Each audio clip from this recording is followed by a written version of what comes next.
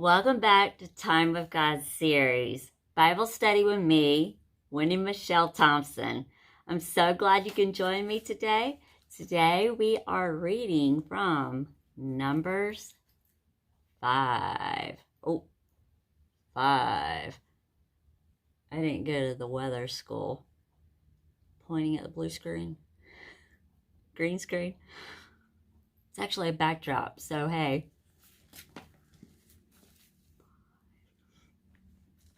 The Lord said to Moses, "Command the Israelites that they put outside the camp every leper and every one who has a discharge, and whoever is defiled by coming in contact with the dead, both male and female, you shall put out without the camp.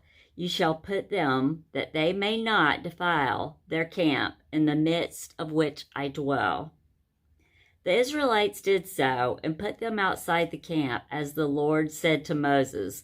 So the Israelites did. Verse 5. And the Lord said to Moses, "Say to the Israelites, when a man or woman commits any sin that men commit by breaking faith with the Lord, and that person is guilty, then he shall confess the sin which he has committed, and he shall make restitution for his wrong in full, and add a fifth to it, and give it to him whom he has wronged. But if the man wronged has no kinsman to whom the restitution may be made, let it be given to the Lord for the priest, besides the ram of atonement, with which atonement shall be made for the offender. In every offering of all the holy things of the Israelites, which they bring to the priest, shall be his." Verse 10. "And every man's hallowed things shall be the priest.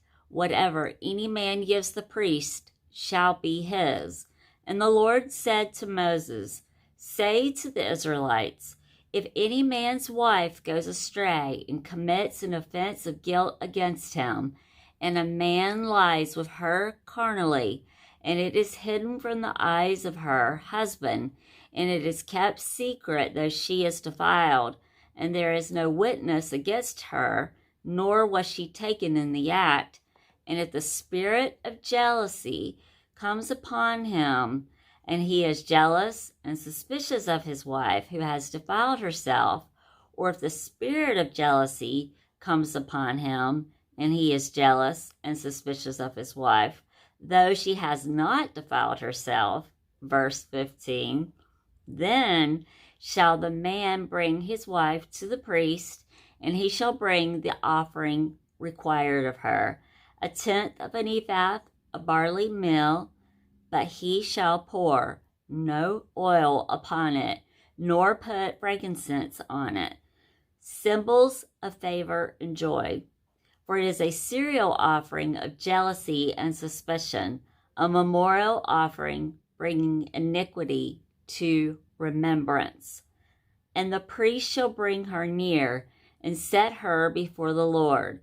And the priest shall take holy water, probably from the sacred laver, in an earthen vessel, and take some of the dust that is on the floor of the tabernacle and put it in the water.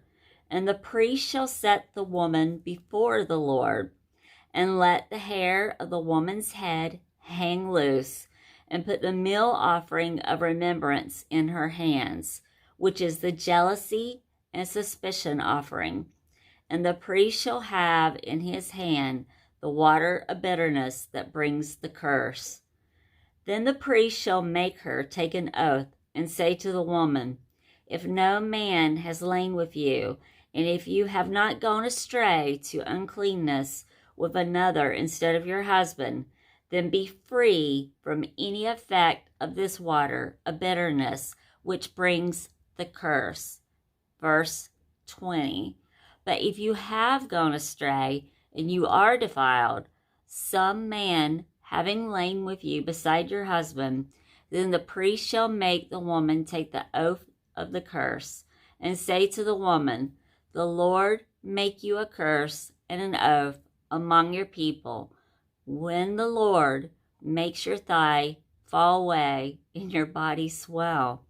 May this water that brings the curse go into your bowels and make your body swell and your thigh fall away. Wow. And the woman shall say, so let it be, so let it be. The priest shall then write these curses in a book and shall wash them off into the water of bitterness.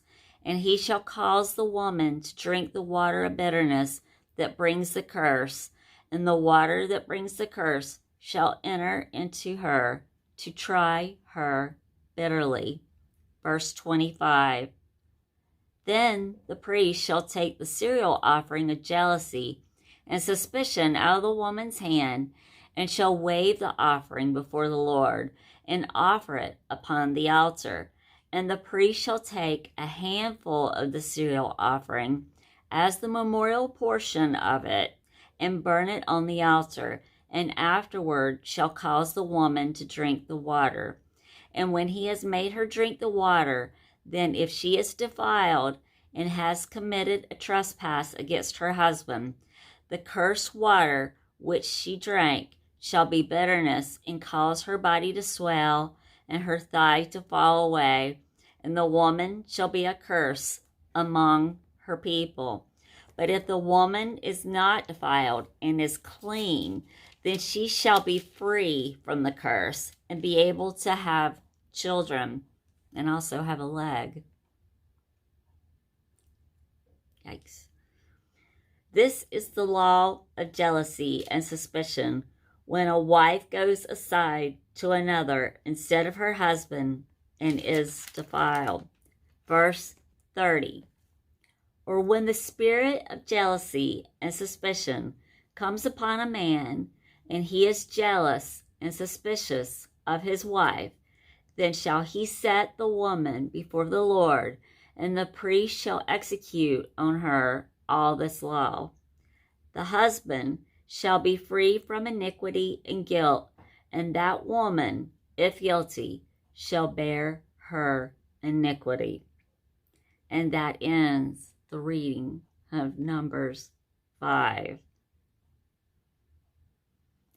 Whew.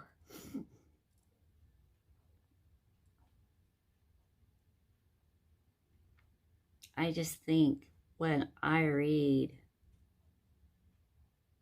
about all the things, all the consequences, and don't get me wrong, we still go through consequences when we do wrong things, whether we meant to or not. We can truly at times be oblivious that we're doing wrong, but still there's consequences at times. When I read these things in the Old Testament, I'm like, wow, it is amazing that anybody could walk, anybody could be in public community, could be with their families, could not have an eye plucked out or a thigh fall away.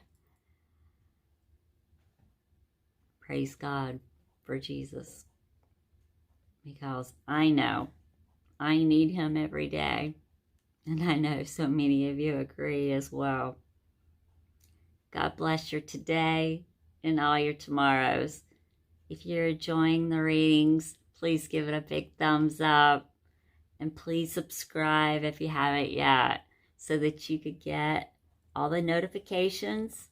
Click that bell. I love you guys. Have an awesome one.